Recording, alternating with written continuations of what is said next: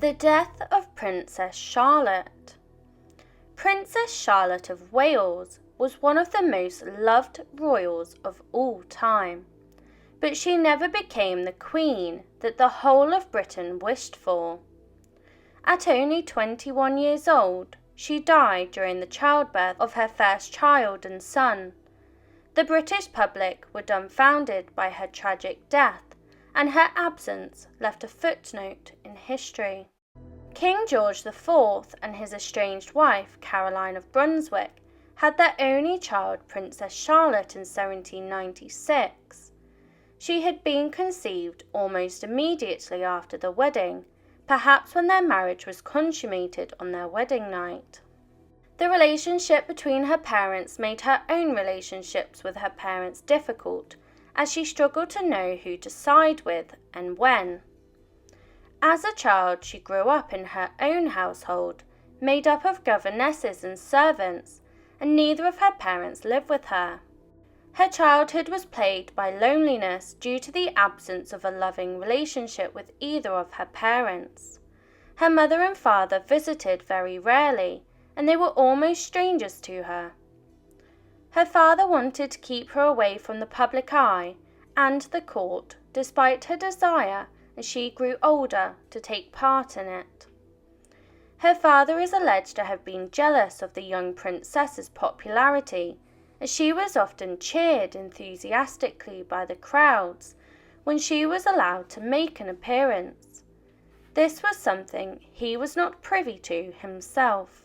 Her father was trying to keep Charlotte away from the throne that she was entitled to rule over one day by arranging a marriage that would keep her away from her country for months on end. The suitor he chose was Prince of Orange, whose native country was Holland, and he required a bride that could live there. Charlotte outright refused the match, refused to leave her beloved Britain. Her grandmother helped Princess Charlotte call off the engagement, and she eventually found happiness with a man of her choosing, the gorgeous Prince Leopold of Saxe-Coburg-Saalfeld.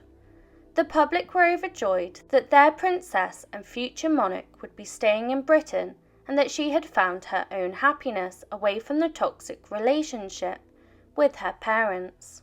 The British people pinned all their hopes and happiness on the Princess Charlotte becoming the future queen, because she was so much more popular than her father. The married couple moved into Claremont House in Asher, Surrey, and they spent all of their time together.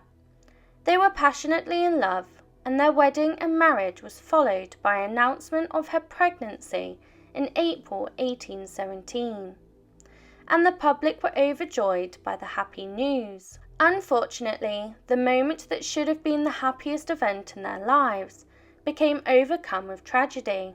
In the late autumn month of November, in the year 1817, the much-loved Princess Charlotte was in labour with her firstborn child.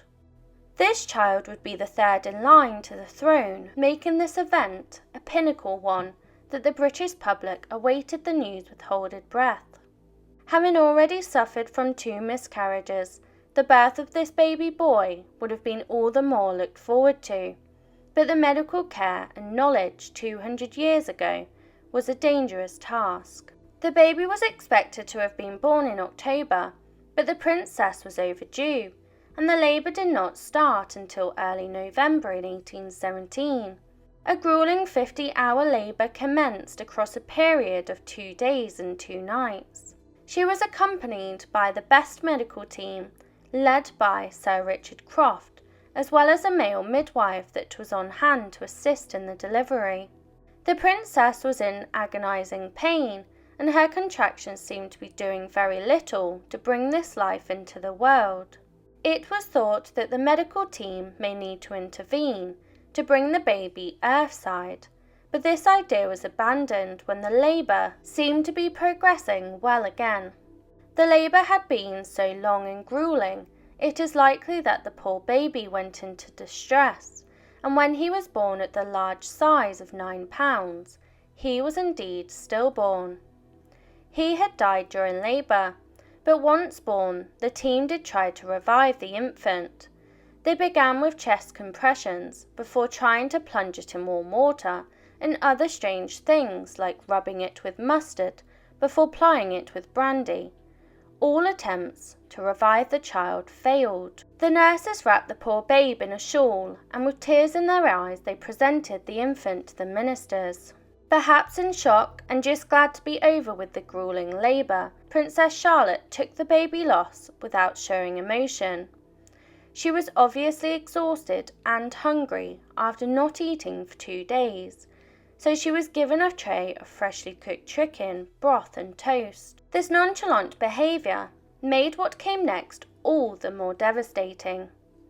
The princess complained of feeling sick and having ringing in her ears. She became restless and breathless with severe abdominal pain before turning cold to the touch. The doctor began to panic and the room's atmosphere turned frantic. They tried to warm up the young princess with hot flannels and water bottles, as well as giving her 20 drops of laudanum in wine and water. Little was known about the complications of childbirth and how to cure it, and so the doctors had run out of all options. At only 21 years old, at 2:30 a.m., on Thursday the 6th of November, Princess Charlotte died.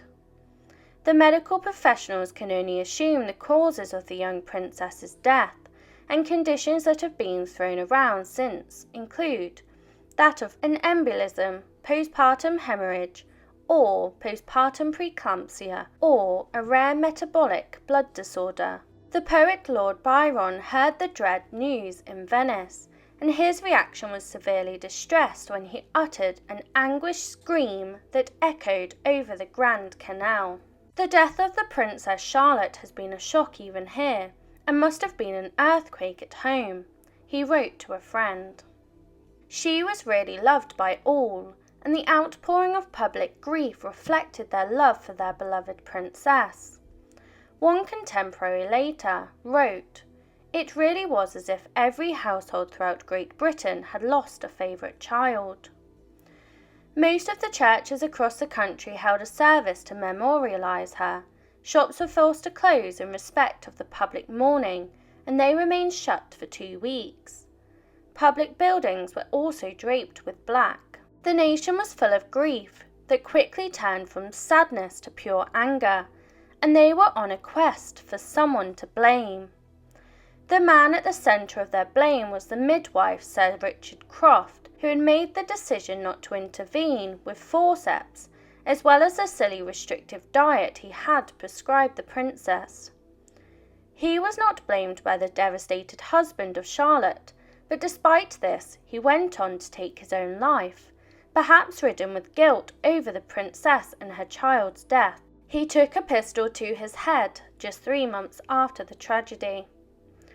A fundraiser was started so that a memorial could be built to commemorate her life. A marble memorial was built at St. George's Chapel in Windsor, where it still stands today, a testament to the affection in which Charlotte was held. Charlotte and the infant were buried by night at St. George's Chapel, Windsor, on the 19th of November 1817, in an eerie state funeral.